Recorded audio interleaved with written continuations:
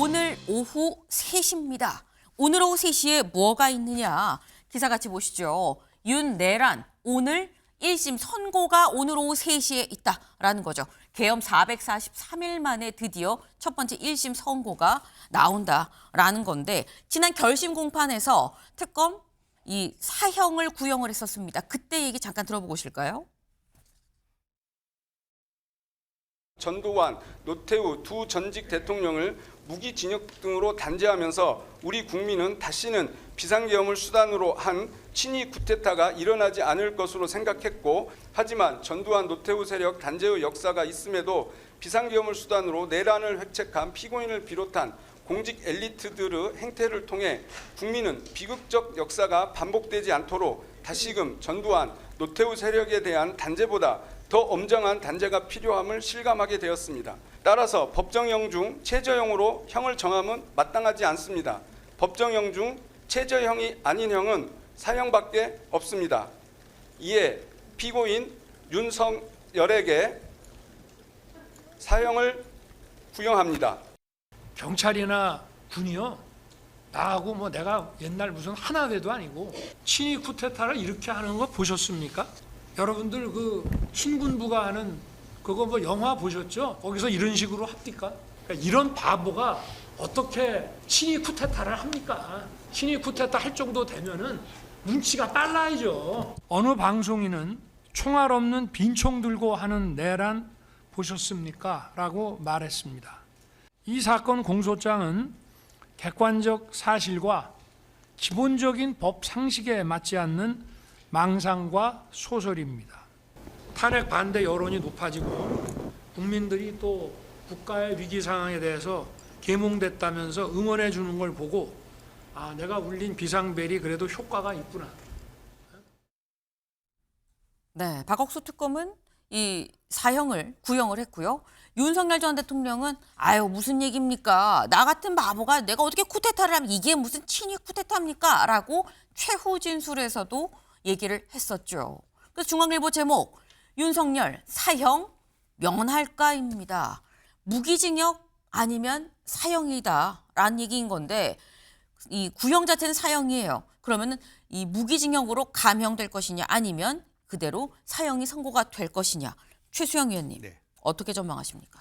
저는 뭐 지금 많은 분들이 선택지가 뭐 사형 아니면 무기징역, 무기금고밖에 더 있냐고 하지만 네. 조금 좀 그것에만 집중할 건 아니라고 봐요. 무죄 가능성? 아니, 무죄 가능성까지는 아니더라도 네. 최소한 지금 여러 가지 법리적 판단이니까 다른 뭐 한덕수라든가 그 이상민 재판부인 이른바 흐름 자체를 보면 내란임을 인정하는 건데, 네. 근데 문제는 지금 지기현 재판부 같은 경우에는 한번 공수처의 증거 수집에 위법함을 들어가지고 구속도 한번 취소한 적이 있었잖아요. 그러니까 이번에서 공수처가 주로 수사를 했는데 그러면 공수처가 정말 여기에 대해서 수집한 증거가 위법이라는, 그러니까 위법이 아니라는 걸 완전하게 심증을 굳히고 판결할 것인가, 이것도 한번 봐야 될 것 같고요. 그다음에 네. 또 하나, 우리가 뭐 실제로 사형, 무기징역, 무기금고 이거는 법정형이지 네. 선고형은 아닐 가능성이 있단 말이에요. 그러니까 여러 가지 유죄로 인정한다고 친다면 거기에 대해서 감경 사유들이 있다면은 네. 굳이 사형 무기가 아니더라도 재판부가 재량에 따라서 징역 30년 이하 50년 사이를 할 수도 있는 거죠. 그런데 물론 물리적으로 보면 그것 또한 사형과 진배 없는 구형량이긴 하지만, 네. 선고량이긴 하지만 그럼에도 불구하고 지금 많은 국민들은 선택지가 사형, 무기징역, 무기금고밖에 없다고 하는데 유죄로 확정된다 그러면 네. 다른 선고 형량이 있을 수도 있기 때문에 이 선택지 3개만 가지고 볼 것만은 아니다라는 생각은 듭니다. 지금 요 얘기는 임주혜 변호사님. 지금 말씀은 유죄라고 한다면 이게 꼭 무기징역 사형만 있는 건 아니고 뭐 징역 30년, 뭐 40년 뭐 이것도 나올 수 있는 거 아니야라는 취지로 말씀하셨거든요. 맞습니까? 맞습니다. 재판부가 이제 양형에 있어서 참작될 만한 모든 사유들을 놓고 고려하기 때문에 네. 만약 감형의 가능성이 있다고 한다면 충분히 징역형이 나올 수는 있습니다. 다만 지금 일련의 과정들을 좀 지켜보면 네. 이렇게 참작이 될 만한 사유의 대표적인 것이 범행을 인정하고 반성하는 태도를 보인다는 것이 양형에서 가장 중요한 인자로 고려가 되는데요. 네. 윤석열 전 대통령 같은 경우에는 지금 내란을 인정하지 않고 있습니다. 본인의 방어 전략상 당연히 취할 수 있는 조치임은 분명하지만 감형이 될 만한 사유가 있느냐를 볼 때 사유가 없다라고 볼 가능성 충분히 있고요.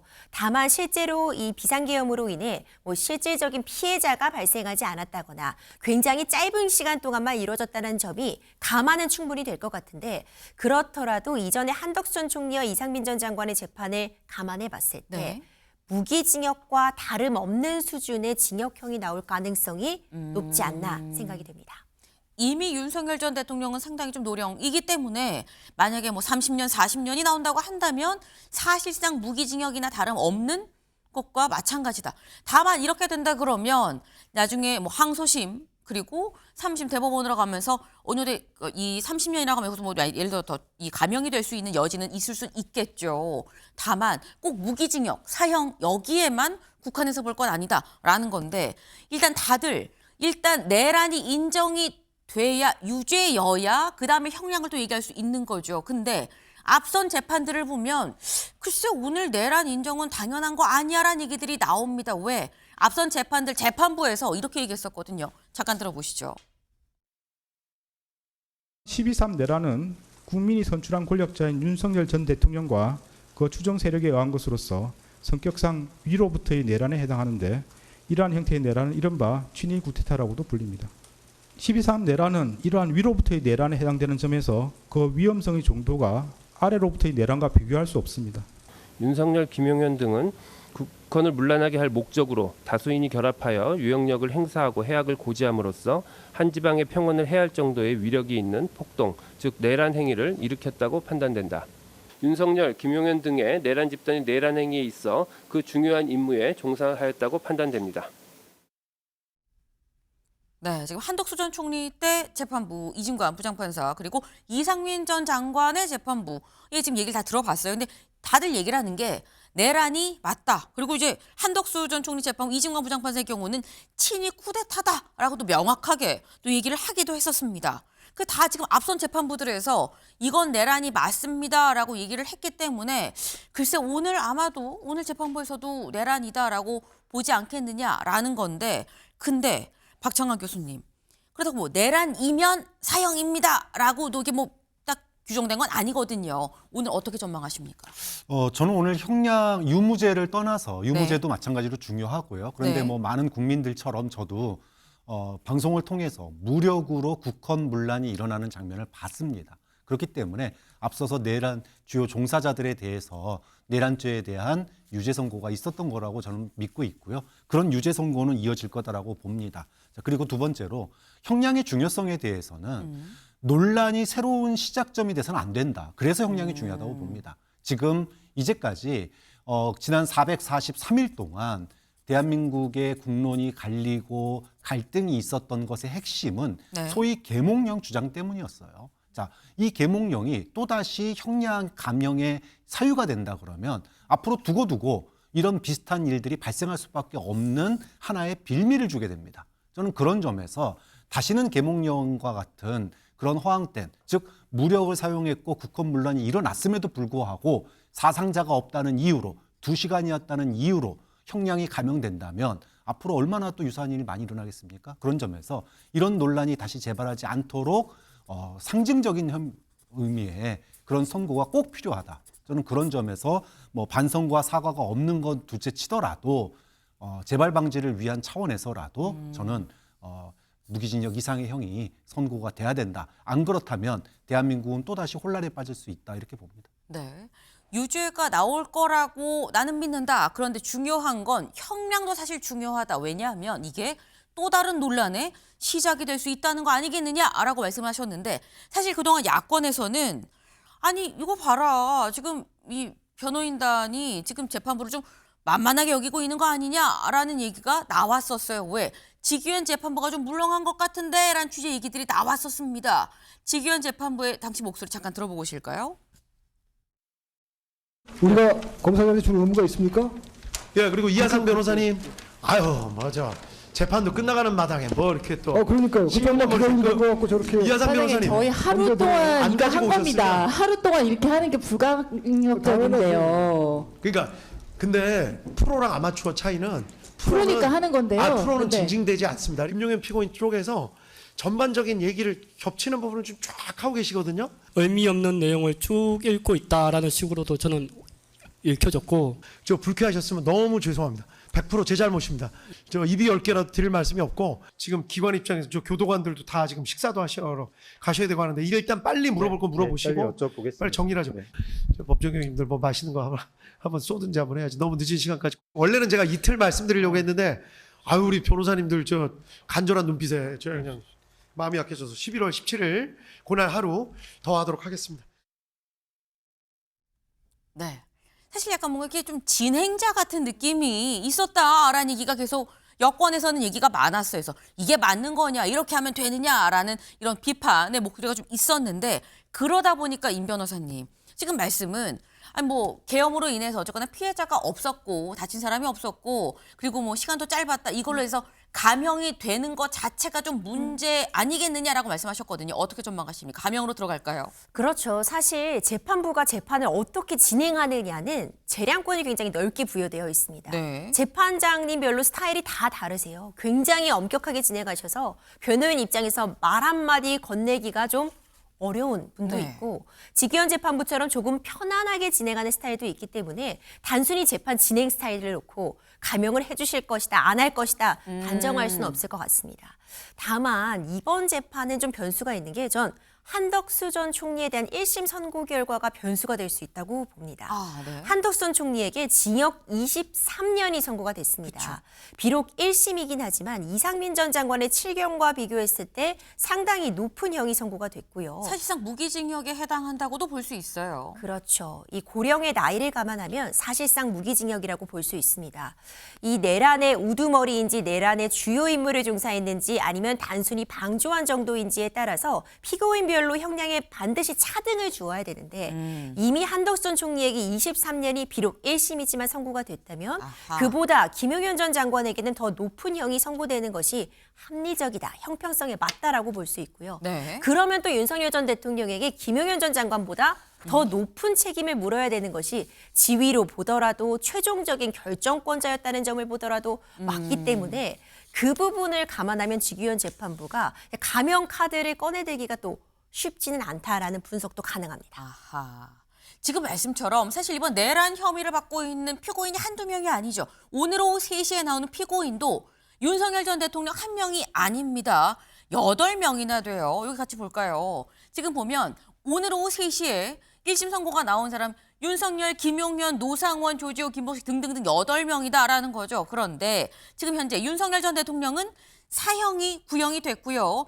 김용현 전 장관의 경우엔 무기징역이 구형이 됐습니다. 그리고 노상원 전 정보사령관에 대해서는 징역 30년, 그 외에 뭐 이 조지호 전 경찰청장 등등에서 징역 20년, 15년, 12년, 그러니까 말씀처럼 어느 정도 가담 정도나 혐의 위중함에 따라서 사형부터 징역 10년까지 구형량이 다 다르다라는 거예요. 근데 여기서 일단 감형에 들어가면 당연히 줄줄이 감형이 돼야 되는 건데 이게 쉽겠냐. 섣불리 감형을 해주기가 쉽지 않은 상황이긴 하다라는 지금 그 말씀을 하신 겁니다. 네. 그러니까 지금 사실 그렇기 때문에 이게 하나만 놓고 볼 수가 없고 그래서 오늘 오후 3시에 더 주목이 되는 거다라는 건데 선고 결과도 결과입니다만 또 결과에 따라서 어떻게 보면 오늘 법원 앞에서 충돌이 있을 수도 있다라는 우려의 목소리도 같이 나옵니다. 왜? 사진 같이 볼까요? 오늘 한국일보 일면 사진입니다. 여기 보이죠? 위험 출입 금지라고 지금 노란 줄이 쳐진 여기가 어디냐? 법원입니다. 여기 지금 보면은 법원 청사 동문 외 모든 출입문을 폐문합니다. 문 요거 동문 하나 빼고 다 닫아요. 여기 오지 마세요라고 적혀 있는 거죠. 왜? 만약에 문 다 열어놓으면 자칫 지지자들이 막 흥분하거나 해서 이게 지금 이 제어가 안 될 수도 있어서 지금 현재 법원은 다 일괄 출입 금지를 하고 한 군데만 문을 열어놨다라는 겁니다. 더불어서 지금 법원 주변이 어떤 상황이냐? 한겨레 일면 같이 볼까요? 이런 상황입니다. 이게 뭐야 싶죠? 온통 차벽입니다. 네. 근처에 접근할 수 없도록 아예 차로 다 막아놨다라는 거예요. 근데 이렇게 했음에도 불구하고 그럼 지지자들이 오늘 법원 앞에 안 올 거냐라는 건데 최수영 위원님, 오늘 선고 결과에 따라서 충돌이 있을 수도 있는 거 아니야라는 우려가 있긴 있습니다. 어떻게 보십니까? 그렇죠. 충분히 있을 수 있어요. 네. 그래서 저는 지난번에 이제 우리 그 탄핵 선고 때 이른바 헌재 주변의 진공 상태라는 표현을 많이 썼잖아요. 그랬죠. 오늘도 사실 보면 그런 게 있는데, 근데 이런 선제적 조치는 과해도 지나치지 않아요. 왜냐하면 사후적 조치는 그래 아무리 잘해도 사후적 조치예요. 그런데 선제적 조치는 일이 일어나든 일어나지 않든 어쨌든 그것을 사전에 차단한다는 의미이기 때문에 이거는 좀 과해도 괜찮다라는 말씀드리고, 오늘이 아마 어찌 보면은 우리 진영 싸움의 마지막 고비가 될 수 있다는 생각이 제가 들어요. 우리 진영들 싸움에, 네. 진보와 보수에. 그러니까 사실 그동안 윤 전 대통령의 계엄 직후, 네. 그다음 관저 앞을 둘러싼 시위, 그다음에 이제 선고를 앞두고 헌재 주변을 둘러싼 시위 네. 쭉 있다가 윤 전 대통령 출두할 때 한번 법원 검찰청 앞에서 조금 그런 게 있다가 지금 상당 부분 이제 그 사라졌는데, 지금 이 마지막 2월의 마지막 이 순간이 어찌 보면은 이제 윤 전 대통령의 1심 선고가 사실 분수령이 될 수가 있기 때문에 이런 치안 당국에서는 이렇게 좀 과할 정도로 하는 건 전 당연하다고 보고, 그래야만 이제 우리가 3월 달 전국으로 넘어가는 과정에서 네. 이제 지방선거 전국이잖아요. 그래야 저는 좀 안정적인 운영이 될 것이다. 그러니까 오늘이라도 혹시라도 작은 불상사가 네. 또 다른 불씨가 될 수 있기 때문에 이런 선제적 조치는 저는 어쨌든 치안 당국에서는 반드시 해야 할 일이라고 생각합니다. 오늘 선고가 진영 갈등의 마지막 종착, 이 끝이 되지 않겠나라는 전망을 한다라고 말씀하셨는데, 사실 이게 진영 갈등의 종착점이 되려면 한결의 기사 같이 볼까요? 이거죠. 장동혁, 윤 선고디 내놓을 메시지를 지금 고심을 하고 있다라는 겁니다. 근데 이 메시지가 박창환 교수님, 어떤 메시지여야 이 종결로 딱 꽝 도장을 찍을 수 있냐라는 거죠. 네, 저는 뭐 사실 큰 기대는 하지 않습니다. 기대를 하지 않는다. 획기적인 메시지가 나올 수 있을까? 네. 글쎄, 왜 그러냐 하면 불과 몇 달 전이에요. 12.3 일주기 때 장동혁 대표가 뭐 사과 10%, 계몽령 90% 그런 비율로 메시지를 내놨었습니다. 자, 그 사이에 몇 달 지나지도 않았는데 오늘 뭐 중형이 선고된다고 하더라도 거기에 무슨 획기적인 변화가 있을 수 있을까? 아마 끼케야 사과 50%, 계몽령 50% 조금 사과의 농도가 진해지는 정도가 되지 않을까라고 예측을 합니다. 그런데 저는 제 예측이 틀렸으면 좋겠어요. 왜냐하면 이재명 정부가 잘하든 못하든 저는 건강한 비판 세력, 견제 세력이 있어야 된다고 봅니다. 그런데 지금 국민의힘이 아무리 이재명 정부를 비판하고 견제를 해도 국민들이 듣지를 않아요. 왜? 그 국민의힘에서 나오는 이야기가 그 소위 말하는 계몽령에서 크게 벗어나지 못하는 이야기들이 혼재돼 있다 보니까 옥석을 가리기가 힘들어졌습니다.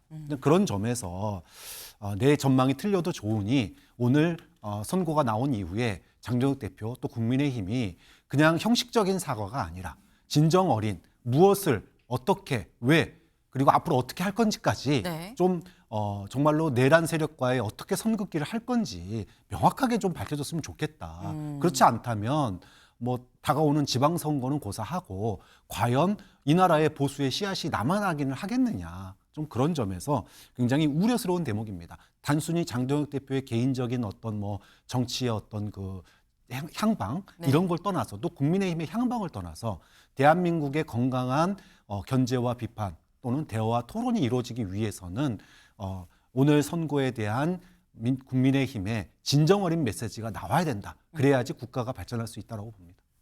지금 말씀을 짧게 최수영 위원님. 지금 결국 지난번 계엄 1주년 때보다 농도가 조금 짙어진 사과가 나오는 거 아니겠느냐. 나도 내 기대가 틀렸으면 좋겠다라고 말씀하셨거든요. 오늘 어떤 메시지를 예상하십니까? 제가 보기에 이 기대는 훨씬 상회할 메시지가 나올 거예요. 어느 정도 수위가 나올까요? 저는 사과할 거라고 생각합니다. 사과하고 그다음에 과거와의 절연 얘기할 겁니다. 그러니까 네. 윤절연이라고까지 표현하진 않겠지만 네. 과거 시대와의 절연이라고 얘기할 가능성이 좀 높다고 봐요. 왜냐하면 지금 장 대표가 처한 현실이 네. 녹록하지가 않아요. 물론 선거를 앞두고 여러 가지 전략적 스윙의 모습도 있겠지만 더 중요한 거는 많은 국민들이 어쨌든 이 부분에 대해서는 일종의 내란이라는 공감대가 있단 말이에요. 그렇기 때문에 당대표 입장에서는 최소한 지금 당심의 개울에서 민심의 바다로 건너가 줘야 되거든요. 선거란 건 넓히면 이기고 좁히면 지는 게임이잖아요. 네. 당대표가 지금 장동혁 대표가 봤을 때 그동안에 분열된 당은 하나로 수습했어요. 이른바 코어 지지층 중심으로 다시 당을 리빌딩하는 데는 성공했는데, 자, 그렇다면은 이런 당의 강성 지지만 갖고 민심의 바다를 건널 수 있나요? 못 건너요. 그렇기 때문에 장 대표가 아마 오늘 충분히 고심하지만 네. 저는 우리가 생각하는 말하자면 뭐 계몽령 이런 건 훨씬 넘어갈 것이고 그다음에 스윙, 전환 이런 표현까지도 포함될 것 같고요. 더 나아가서는 앞으로 국민만 바라보고 가겠다라고까지도 나올 수 있다고 보고, 그래야만 또 당이 살아요. 최근에 그 윤상현 의원 같은 아주 찐면 의원들이 더 강한 목소리로 얘기를 하잖아요. 네. 그런 걸 감안한다면 장 대표의 메시지를 조금 미리 공간을 열어준 게 아닌가라는 그런 생각이 들어요. 윤과의 절연이라고까지는 얘기하지 않을 수 있어도 과거와의 절연이라는 표현은 나올 거라고 예상을 한다라고 말씀하셨는데, 오늘 선거 결과 그리고 이에 따른 장동혁 대표의 메시지까지 오늘 좀 주목해 볼 대목입니다.